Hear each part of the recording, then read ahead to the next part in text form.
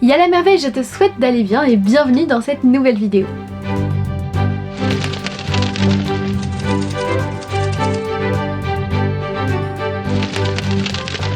Et aujourd'hui on va parler de la liturgie des heures. Ouah, encore un mot compliqué Thérèse. Mais vous en faites pas, c'est pas si compliqué que ça. C'est un peu formel, mais vous allez comprendre. Donc la liturgie des heures, c'est une forme de prière un peu plus spécifique.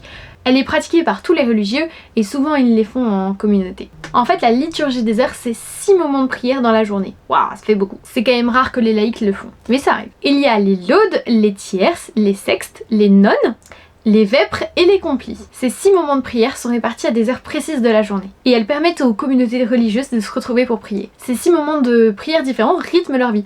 Ils sont répartis au milieu de temps de repos et de travail. La liturgie des heures peut être tout à fait pratiquée par des laïcs. Qu'est-ce que c'est un laïc, vous me direz? C'est une personne non religieuse qui est baptisée et qui a une vie de foi.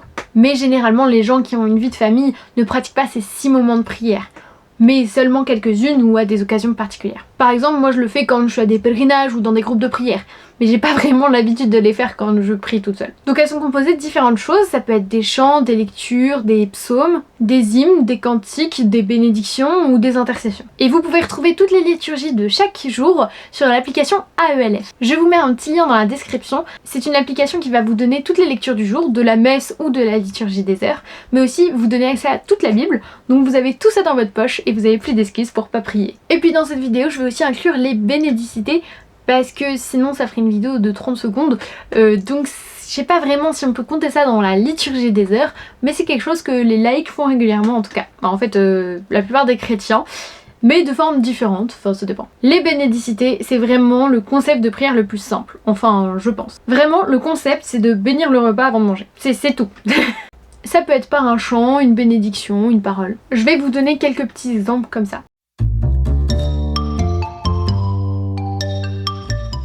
Un ami à droite, un ami à gauche, à tous bon appétit. Un ami à droite, un ami à gauche, à tous bon appétit. Merci Seigneur pour ce repas, merci Seigneur pour ce repas, merci Seigneur pour ce repas, à tous bon appétit, à tous bon appétit. Nos 5 pains et nos 2 poissons, Seigneur, nous te les offrons, multiplie-les pour la fin du monde, et qu'ensemble nous chantions ton nom. Amen. Si vous voulez un ben un peu plus jazzy. Ô Dieu, vous qui donnez pâture aux tout petits oiseaux, oh, oh, bénissez notre nourriture et purifiez notre eau. Oh, oh, oh, oh. Voilà, 3 petites idées de chant si ça vous intéresse. Et puis sinon, vous pouvez simplement dire « Seigneur, je te bénis pour ce repas, viens bénir les personnes qui sont avec nous. » Donc vous pouvez les nommer si vous voulez. Je te demande de donner du pain à tous ceux qui n'en ont pas, bénis les personnes qui ont préparé ce repas et bénis-nous, nous qui allons le manger. Gloire à toi Seigneur, Amen. Par exemple. Et puis il y a aussi les grâces qui se disent à la fin du repas pour remercier le Seigneur. De la même manière que les bénédicités, ils peuvent être chantées ou récitées. C'est vrai que les grâces se font quand même moins souvent que les bénédicités, mais moi j'ai eu l'habitude de les faire avec les scouts.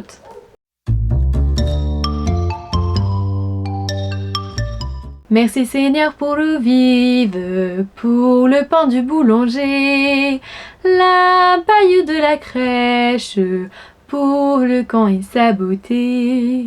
Ok, c'était des grâces de scout, mais c'est je crois les seules que je connaisse. Et bien merci merveille d'avoir regardé cette vidéo. Je t'invite à t'abonner en cliquant juste là si c'est pas déjà fait. Tu peux me laisser un pouce bleu pour m'encourager, partager la vidéo si jamais ça t'a intéressé, ça t'a donné des idées. N'hésite pas à me mettre un commentaire pour me dire ce que tu en as pensé.